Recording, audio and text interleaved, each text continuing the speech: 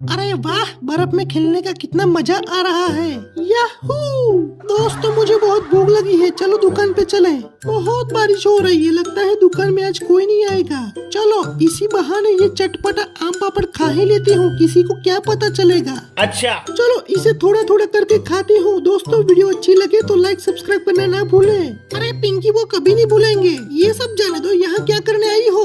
मुझे भूख लगी है, वो 5 स्टार चॉकलेट दे दो। पीछे की साइड पड़ी है चॉकलेट, जाओ ले लो। आ गई, हाँ ये रही। दीदी इसका प्राइस क्या है? एक चॉकलेट पड़ेगी तुम्हें 50 रुपए की। अरे दीदी मुझे सारी चॉकलेट नहीं चाहिए, एक ही चाहिए। अरे इसका भाव बढ़ गया है।